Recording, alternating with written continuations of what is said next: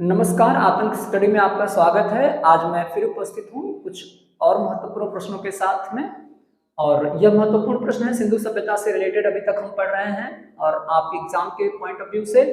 तो यहाँ पर लिखा हुआ है कि पहला हमारा जो प्रश्न है आज का, वह है सिंधु सभ्यता के घरों के दरवाजे एवं खिड़कियां किस तरफ खुलते थे। तो आपके पास चार ऑप्शन हैं: पीछे की तरफ, आगे की तरफ, दोनों तरफ, या इनमें से कोई नहीं।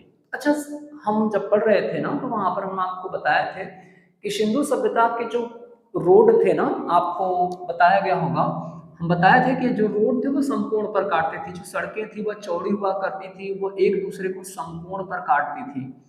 मतलब यह सड़क हो गई और अब ये सड़कें हो गई, इधर से सड़क और यह सड़क, यह मुख्य मार्ग हो गया। ये समझ लीजिए ये मुख्य मार्ग है और यह गली का रोड है। तो ये सड़कें जो है वो 90 डिग्री यानी समकोण पर काटती थी, आप देख सकते हैं। अच्छा, दूसरी चीज कि अब यह घर है, यह घर है, यह अलग अलग घर हैं, ये घर बने हुए हैं सड़क के दोनों तरफ। अच्छा, कितनी सुव्यवस्थित यह सभ्यता अपने आप को संभालती थी कि जहां पर ये हर एक चीजों को ध्यान में रखकर सड़कों का निर्माण किया गया, इस शहर का निर्माण किया गया, इसीलिए हम इसे नगरीय सभ्यता कहते हैं। तो आपके जो ऑप्शन है वह है पीछे की तरफ, आगे की तरफ, दोनों तरफ और कोई नहीं।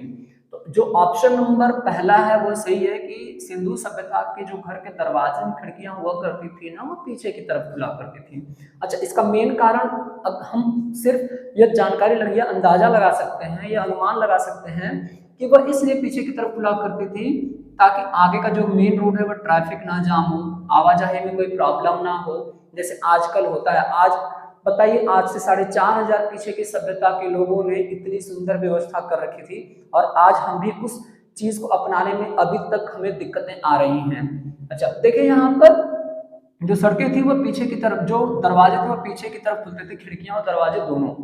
ठीक है, हम बढ़ते हैं आगे अपने अगले प्रश्न की तरफ कि मुख्य मार्ग की तरफ स्थल के दरवाजे खुलते थे। किस स्थल के? यहाँ पर किस स्थल के दरवाजे एवं खिड़कियां खुलते थे, मतलब मुख्य मार्ग की तरफ किस स्थल के दरवाजे खुलते थे। देखिए, अब हमने अभी ये पहले प्रश्न में हमने यह देखा है कि सिंधु सभ्यता के जो दरवाजे और खिड़कियां थी घरों के, वो कहाँ खुलते थे? पीछे की तरफ खुलते थे, मुख्य मार्ग से पीछे की तरफ खुलते थे।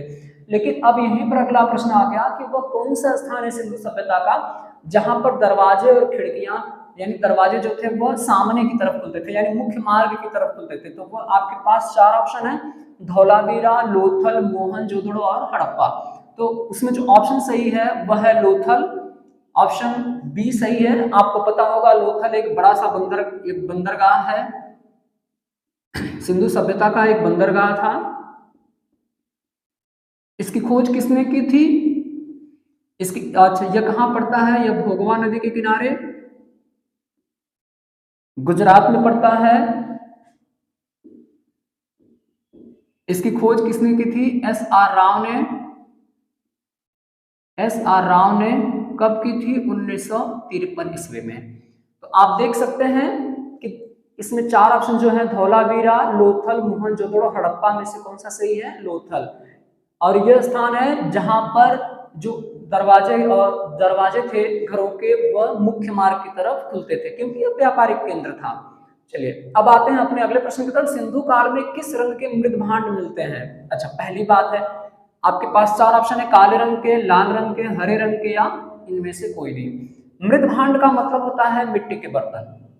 मृद भांड का मतलब होता है मिट्टी के बर्तन, मिट्टी के बर्तन। अच्छा, मृद भांड को कलर किया जाता था किस रंग से? हमने पढ़ा है लाल रंग से। अच्छा, एक चीज और आती थी, टेराकोटा। टेराकोटा हम किसे कहते हैं? टेराकोटा हम आग में पक्के हुए मिट्टी के सामान को, चाहे वो बर्तन हो या चाहे कुछ भी, हम उसे क्या कहते हैं? टेराकोटा कहते हैं।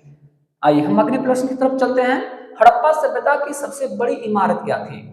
आपके पास चार ऑप्शन है: स्नानागार, अन्नागार, कुएं, या कोई नहीं। अच्छा, आपको यह प्रश्न का उत्तर देने में बहुत आसानी होगी। इस प्रश्न का उत्तर बहुत ही आसान है। वैसे हड़प्पा सभ्यता की सबसे बड़ी इमारत क्या थी? तो आपको पता होना चाहिए कि वह था अन्नागार। सबसे बड़ी इमारत जो मिली थी हमें सिंधु सभ्यता से अभी तक वह कौन सी है? अन्नागार है। कहाँ से मिली थी हमें यह? मोहनजोदड़ो से। कहाँ से मिली थी? मोहनजोदड़ो से। मोहनजोदड़ो से हमें मिली थी। अच्छा, एक और मोहनजोदड़ो को हम क्या कहते हैं? याद रखिएगा, मृतकों का टीला। मृतकों का टीला। और हम मोहनजोदड़ो से हमें एक और इमारत मिली थी, वो कौन थी बेटा? वह थी स्नानागार। वो था स्नानागार।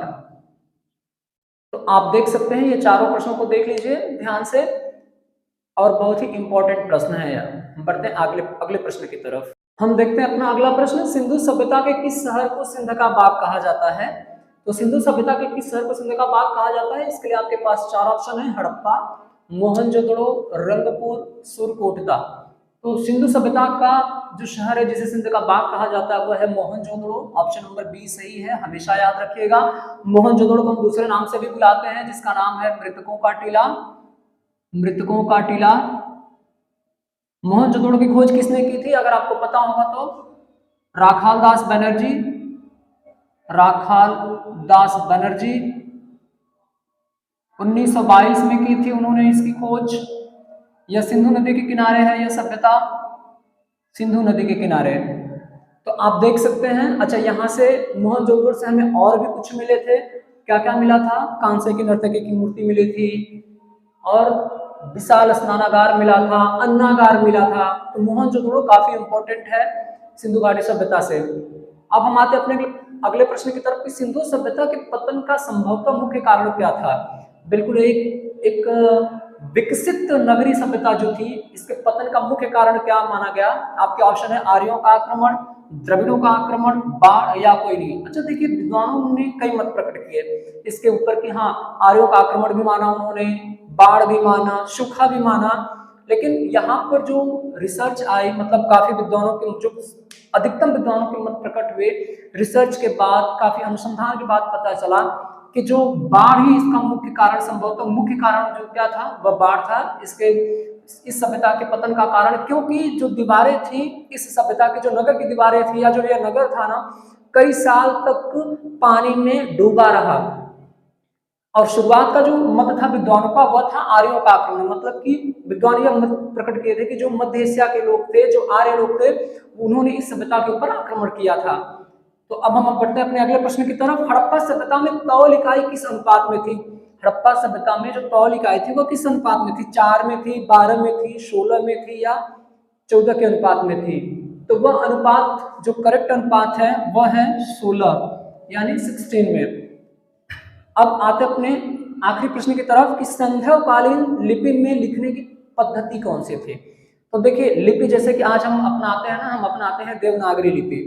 हमारी जो लिपि है वह है देवनागरी लिपि। तो यहाँ पर देखिए, यहाँ पर लिखा हुआ है कि यहाँ पर 4 ऑप्शन है, द्रविड़, देवनागरी, ब्रुस्टोफेडस और कोई नहीं। तो द्रविड़ नहीं है, देवनागरी भी नहीं है, जो एक्चुअल लिपि है वह है ब्रुस्टोफेडस। अच्छा, इसको हम कहते हैं चित्रात्मक, भाव चित्रात्मक लिपि है यह। अच्छा, अब तक जो ब्रुस्टोफेडस लिपि में जो अक्षर, जो चित्रात्मक अक्षर जो खोजे गए हैं वह है 250 से लेकर 400 तक अब तक खोजे गए हैं जो चित्रात्मक अक्षर है। ये टोटल है संख्या। जो इसके मूल अक्षर हैं वह है टोटल 64, लगभग 64 हैं। तो यदि आपके एग्जाम में पूछा जाता है तो ब्रुस्टोफेडस लिपि के तहत ये लोग लिखते थे। अभी तक इनको डिकोड नहीं किया जा सका है। यह था अब तक का प्रश्न था। अब अगले प्रश्नों के साथ अगले वीडियो में।